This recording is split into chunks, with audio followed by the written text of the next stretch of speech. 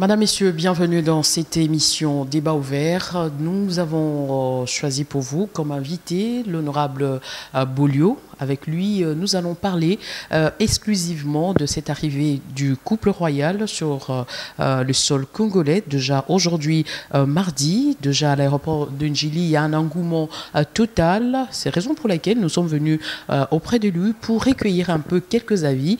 Selon lui, qu'est-ce qu'il pense de cette arrivée? Voilà la raison d'être de notre présence ici. Honorable, bonjour et bienvenue dans cette émission. Bonjour. J'espère que vous allez bien. Même les médecins ne savent pas ce qui ne va pas. Bon, notre souci, c'était de savoir quel est aujourd'hui le sentiment qui vous anime, étant que député national, par rapport à cette arrivée du couple royal ici. Est-ce qu'il y a un intérêt particulier? Bon, c'est une bonne chose. Je considère ça un voyage diplomatique. Notre président a sillonné plusieurs pays du monde. Et s'il y a les autres qui viennent chez nous, ce n'est pas un problème. C'est la même chose. Du moins, la différence c'est que peut-être ce que le président congolais cherchait ailleurs, ce n'est pas ce que le roi des Belges est venu chercher. Et selon vous, quel peut être l'objet de sa visite ici à Kinshasa après plusieurs années? Ben, il va dévoiler, parce qu'il parlera aux Congolais. Il va dévoiler avec désolation qu'il va parler aux Congolais à travers la représentation nationale et le Sénat, mais qui ne serait pas en congrès, dans la salle de congrès. Il veut parler comme s'il s'adresse aux combattants d'un parti politique dehors, et ça, je ne suis pas d'accord. Ça n'honore pas le Parlement congolais. Et je ne pense pas qu'il est arrivé un seul instant dans le voyage du président congolais que les parlements étrangers les reçoivent dehors, qu'ils s'adressent à eux dehors. Mais si pour nous ça se fait, désolé, je ne sais pas comment dire ça. Là, vous faites allusion à quoi? À une soumission, disons, à une désacralisation du Parlement. Parce que nous sommes un Parlement. Quand le roi des Belges veut s'adresser aux députés et sénateurs, nous avons une salle. Le palais du peuple a une salle où nous nous réunissons en congrès, où le président de la République passe même pour présenter l'état de la nation. Donc je ne vois pas pourquoi, lorsqu'il s'agit du roi des Belges, on doit mettre l'esplanade dehors, on doit mettre comment on appelle ça, des tribunes dehors, pour qu'ils puissent s'adresser aux députés et sénateurs. Je trouve que ce n'est pas nous respecter. Et d'ailleurs, ils sont allés très loin même en nous lançant un communiqué pour aller l'accueillir à l'aéroport. Comme si nous étions des sujets. Et le roi, quand il venait, est-ce que le Parlement belge est venu l'accompagner à l'aéroport? Quand il va rentrer, le Parlement belge ira l'accueillir à l'aéroport. Mais pourquoi chez nous, nous députés, nous devons aller? C'est quand même ne pas nous respecter. Mais est-ce que aussi, on revient un peu en arrière, 60 ans après, aujourd'hui, la RDC et la Belgique ont quand même ont une histoire avec qui ils peuvent relater auprès de la population ou bien du public qui le suivent. Et aujourd'hui, 60 ans après, la manière dont le roi belge va voir la République du Congo, est-ce qu'on a décollé ou bien on est resté statique? Bon, ça, ce serait son appréciation. Moi, je ne peux pas parler à sa place. Il appartient à celui qui a mangé la noix de palme et de vomir de l'huile. C'est lui qui va donner son appréciation. Mais en ce qui nous concerne, nous disons, on a eu un passé où nous étions assujettis par la Belgique et que la Belgique nous a dominés. Et maintenant, on devrait parler d'égal à égal. Nous sommes des États différents, avec les mêmes voix au niveau des Nations Unies. Mais là où je ne suis pas d'accord, c'est lorsqu'on doit extrapoler l'arrivée du roi des Belges, comme si c'était extraordinaire. Le président turc est venu ici, il a amené les gens, soit disant que c'était des investisseurs, on devrait investir et tout, on a vu. Mais je ne sais pas, depuis son départ, combien d'investissements turcs il y en a ici pour résorber le chômage. Aujourd'hui, c'est le roi des Belges qui arrive. Oui, le président de la République doit aller l'accueillir au pied d'avion. C'est normal. Si lui le fait aussi lorsque le président va en Belgique, parce qu'en relations internationales, il y a la réciprocité dans ce que nous faisons. Et donc, le roi des Belges nous dira, je crois que c'est demain, quel serait son message à adresser aux Congolais. Et quand bien même que j'apprends, ça et là, qu'il fallait créer l'engouement pour son accueil, il fallait demander aux citoyens congolais d'être le long des avenues où il va passer. Je ne sais pas qu'est-ce qui pousse les gens à le faire. Nous sommes il est en train de devenir une journée ouvrable où les gens sont censés être dans leur bureau et dans leur lieu de travail, mais vous leur demandez d'aller. Je ne pense pas que la journée ait été déclarée chômée et payée. Le ministre du Travail ne l'a pas fait. Alors, les gens qu'on demande d'aller là-bas, c'est qui? Et donc, quelque part, je réalise qu'on veut montrer au roi des Belges que voilà le nombre de chômeurs que nous avons à Kinshasa et que le gouvernement n'a pas trouvé d'emploi. Peut-être ils sont en train de vouloir le lui prouver. Comme ça, peut-être il peut les aider. Il peut aider le gouvernement à trouver l'emploi pour autant de chômeurs qui se mettraient en rue pour pouvoir l'accueillir. Parce que je ne pense pas que ceux qui travaillent abandonneraient leur travail pour aller l'accueillir. Même pas les mamans qui vendent au marché. On a vu quand même les mamans réserver un accueil différent. Ce sont des mamans chômeurs. Ce ne sont pas des mamans vendeuses. Dit, elle va laisser le temps de vendre. Être chassées dans leur lieu. Ah, mais oui, c'est ça que je dis. Ça dit qu'à ce moment-là, vous trouvez qu'on est en train de violer les droits de ces femmes, de ces vendeurs, hommes et femmes, qui devraient trouver des moyens pour subvenir aux besoins de leur foyer. Mais quand vous venez le faire pour un roi qui est déjà bien chez lui et qui ne vient pas pour cette maman-là, il faut dire la vérité aussi, qui vient pour ses relations avec le président de la République et la République dans son ensemble. Donc, je pense que chasser ces mamans-là, sans leur donner ce dont ils perdent pendant cette journée, je crois que c'est méchant.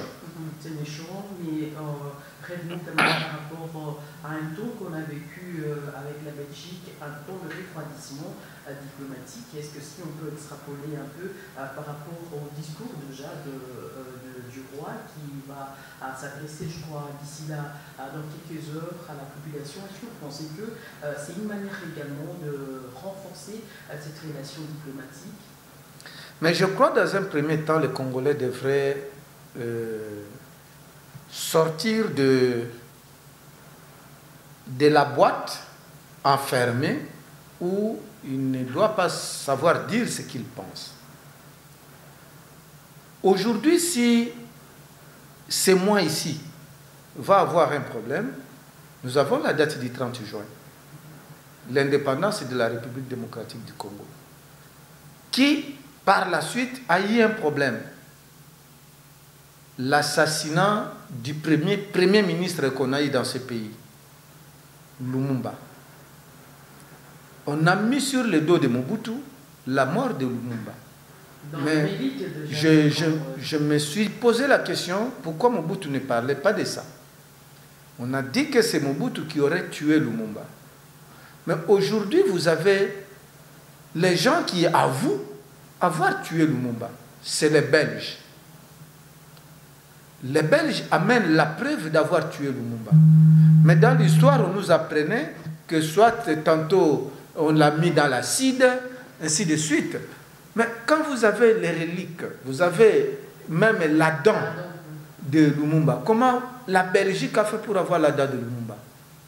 Vous savez, madame, si quelqu'un nie avoir mangé la noix de palme, mais lorsque vous lui demandez de vomir, c'est de l'huile de palme qu'il vomit, mais ne cherchez plus le voleur de noix de palme. Lorsqu'on cherchait qui a tué Lumumba, on n'a pas trouvé. Aujourd'hui, la Belgique vient avec une preuve éloquente. Mais c'est encore le même pays qu'on doit accueillir chez nous avec honneur. Alors nous sommes en train de suer sur la mémoire de Lumumba. Moi, je crois, avant même que le roi des Belges vienne, on devrait régler cette affaire correctement. La Belgique devrait accepter, parce que c'est une négociation qu'ils ont eue, nous ne savons pas comment, de dédommager la famille Lumumba pour avoir tué leur père de cette manière-là, parce que la preuve est là que c'est la Belgique. Et la Belgique devrait payer aussi des dommages intérêts à la République démocratique du Congo pour avoir tué notre Premier ministre. Et je crois que c'est quand même désolant que c'est le moment pour le Congolais d'applaudir la personne qui a tué celui dont vous êtes en train de vanter comme héros national. Mais est-ce qu'aujourd'hui on peut parler de notre histoire? D'abord sur le plan d'intériorisation de cette histoire et la manière dont on la comprend. Est-ce qu'il y a quelque part un décalage dans la compréhension de notre histoire? Il n'y a pas de décalage, mais il y a la subornation des Congolais. On est en train de suborner des Congolais à croire que la Belgique nous fait de l'aumône sur Lumumba. En fait, c'est ça que moi je comprends. Vous n'allez pas me dire que si c'était le Premier ministre belge qui était tué comme ça par des Congolais, et qu'après nous nous rendons pour les rendre même les reliques, qu'on organise des honneurs pour vous. Les honneurs qu'on organise, est-ce que c'est pour le roi des Belges? Est-ce que c'est pour notre président de la République pour être venu, pour l'avoir accompagné?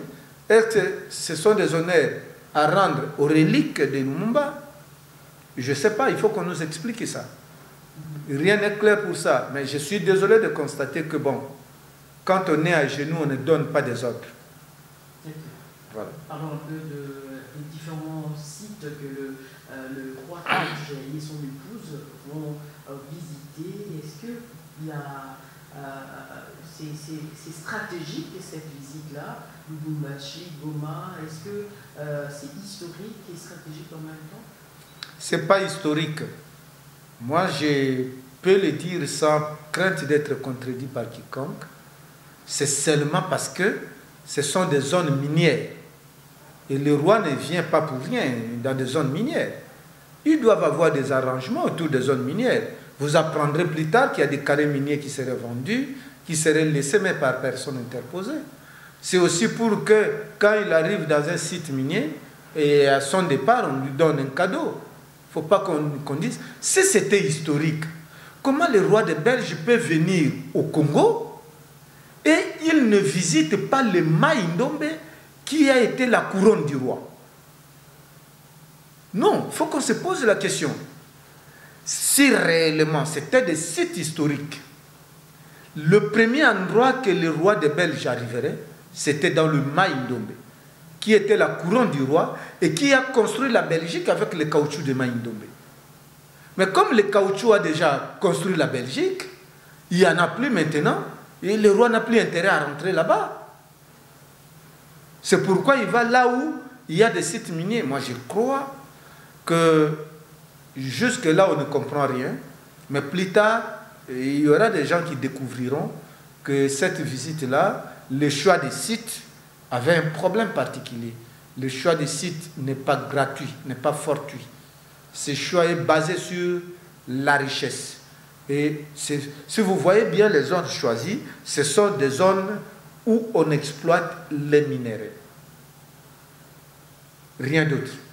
Parlons un peu de la situation sécuritaire, parce qu'aujourd'hui, c'est dans une zone de turbulence. Est-ce que vous pensez que la présence du roi pourrait quand même changer les donnes? Il n'a pas amené l'armée pour aller défendre les Congolais à l'Est. Mais la victoire, ce n'est pas seulement avec la guerre, mais c'est également diplomatique. Ne vous en faites pas, depuis la Belgique, il n'a pas condamné cette agression. Il a une voix, la Belgique a une voix au Conseil de sécurité. Jusqu'aujourd'hui, on n'a pas condamné l'agression de la RDC. C'est vrai, quelque part, nous avons appris que notre président serait frère à Paul Kagame. Et ce n'est pas que quiconque l'a dit, c'est le président du Congo qui l'avait dit. Et les Congolais, à cette occasion-là, applaudissaient Paul Kagame au stade Kamanyola. Et ça, c'est un message. De frères et cousins sans être abusés. C'est pourquoi je vous dis, ce n'est pas abusé. Kagame n'a pas changé, il est resté Paul Kagame. Mais tantôt là, on nous parle d'un rapprochement entre les deux personnalités. Est-ce que c'est une manière pour la RDC de fléchir par rapport aux menaces de Rwanda? Ce n'est même pas de fléchir. Qu'est-ce que nous avons fait au Rwanda? Je ne sais pas, nous n'avons rien fait au Rwanda. Quand même, on a vécu des tensions ici, écoutez, des guerres de mots avec écoutez, madame, les deux pays. Jusque-là, nous n'avons rien fait au Rwanda. Ok? Jusque-là. Vous pouvez vous interroger les passés, vous allez trouver que c'est le Rwanda qui nous attaquait toujours. Et avec le président Kabila, ils ont eu à faire ce qu'ils ont fait, jusqu'à ce que la situation est arrivée à la calmie qu'on a eue. Je ne pense pas qu'à la remise et reprise entre le président Kabila sortant et le président Tshisekedi entrant, il y avait M23 comme dossier sur table. Mais aujourd'hui, c'est revenu. Et je crois que nous avons la lourde responsabilité d'essayer d'analyser les choses. Vous la rappellerez. L'Ouganda est venu en RDC, accord président et l'Ouganda, et ce n'est pas passé par l'Assemblée nationale. Ok? C'est fait. Qui vous dit? Aujourd'hui, on peut dire que vous, de l'Assemblée nationale, vous êtes également complice par rapport à la Non, non, nous ne sommes pas complices, je vous dis. S'il y a la complicité, alors c'est l'union sacrée. Il faut le dire clairement, il ne faut pas masquer les choses. Il y a l'accord entre la police congolaise et la police rwandaise. Ce n'est pas passé à l'Assemblée nationale. Nous avons demandé qu'on invite le ministre de l'Intérieur pour qu'il vienne nous expliquer autour de ça, et ça n'a jamais fait, ça n'a jamais eu lieu. Aujourd'hui, voilà la situation qui s'est détériorée. Donc, logiquement, nous sommes en face d'une situation calamiteuse de notre pays. Le roi de Belge n'a rien à voir avec tout ça. Parce que son voyage, vous vous rappelez, c'est un ancien voyage qui a même été reporté à cause de Covid-19. Et donc, la résurgence de M23 n'a rien à voir avec le voyage du roi. À moins qu'il dise, comme il est venu, il constate s'il peut amener l'apport. Mais vous n'avez pas suivi la réaction de la Belgique pour la situation de l'Ukraine. Mais pourquoi elle ne s'est pas prononcée pour la situation de la RDC? C'est une façon de vous dire que ce silence-là masque beaucoup de choses. Mais est-ce que parce que nous éprouvons quand même une certaine faiblesse ou comment? Mais nous acclamons pour celui qui a tué Lumumba. Vous voulez avoir quelle force? C'est pourquoi je vous ai dit, on ne donne pas des ordres quand on est à genoux. Il faut être debout et vous donner des ordres. Donc, logiquement, ce que nous sommes en train de vivre, c'est une histoire lamentable de notre pays. Une histoire lamentable. Vous comprendrez que l'Ouganda entre chez nous sans que le Parlement le sache. Et on vante ça, que opération conjointe, mais vous oubliez que pendant que l'Ouganda est chez vous, l'Ouganda est en train de connaître vos faiblesses, de connaître vos poches d'organisation, et à la fin de compte, vous voyez le chef d'état-major ougandais qui était chez nous, chez Paul Kagame, en train de parler, mais dans l'entretemps entre nous. Vous avez un problème avec les sangliers, les juges cochons. Vous pensez que le jugement sera comment? Il est déjà rendu avant la plaidoirie. Donc, le Congolais doit se mettre debout. Et je sais que le moment viendra où on mettra fin à tout ça. Et selon vous, si vous arrivez à donner des pistes de solution, quelle est aujourd'hui la solution que vous pouvez émettre pour résoudre cette crise au niveau de l'Est? Le problème est délicat. Il faut qu'on trouve solution. Il faut qu'on n'insulte pas l'armée. Notre armée a été dénigrée, malgré les efforts qu'elle fait. Sur des chaînes internationales, nous l'avons suivi, ce n'est pas ici chez nous. Mais ce que moi je peux dire, c'est quoi? Les serpents, on les tue avec les bâtons qu'on a en main. Les militaires de FARDC doivent savoir, ils ont accepté ce travail-là. Le gouvernement doit aussi savoir que le travail accepté par les autres doit être récompensé correctement. Je me rappelle à l'époque, quand quelqu'un allait à l'armée, je ne sais pas si on a enlevé l'insigne là, je le voyais sur le béret rouge. On avait écrit à côté Tokowa Pona Ekolo. Les gens ont accepté ça. Tokowa Pona Ekolo. Mais si les autorités militaires se livrent déjà au commerce des minéraux, ils commencent à aimer la vie et donc Bakowa Pona Ekolo, Bakowa Pona richesse. Et là, ça devient compliqué. Donc il faut qu'on arrange les choses. Il ne faudra pas que les militaires se sentent abandonnés, qu'ils se sentent humiliés. Nous devons utiliser les militaires que nous avons avec les tactiques correctes pour pouvoir gagner. C'est un peu le malheur que nous avons même dans d'autres domaines. On ne sait pas exploiter ce que nous avons. Sans que tu le dises, je préfère le dire aussi. Vous savez qu'il y a un domaine qui nous unit tous, opposition-majorité. C'est le domaine de l'armée. Vous avez vu comment l'opposition a marché pour soutenir les FARDC. Mais lorsqu'il s'agit de la victoire, c'est la victoire du béton. Vous l'avez suivi. Un autre domaine qui unit les Congolais, c'est le domaine du sport, où opposition-majorité sont unis. Mais lorsqu'on gagne, c'est la victoire du béton. Vous avez vu comment on a été humilié sur notre propre terrain. C'est de la même manière qu'à l'Est. Nous avons été humiliés sur notre terrain. Alors que là, ici, il y a deux dons qui doivent être intériorisés par les Congolais pour qu'on évite des genres d'humiliation. C'est le consensus autour du problème national. Même s'il doit y avoir de l'opposition et une majorité au pouvoir, ça doit être au niveau de comment atteindre l'objectif. Mais l'objectif doit être un consensus. Tout le monde doit dire, voici ce que nous voulons pour le Congo. Et donc c'est comme ça que vous verrez, sur le plan de sport, vous avez un stade construit par quelqu'un, un président de la République. Le maréchal Mobutu, paix à son âme.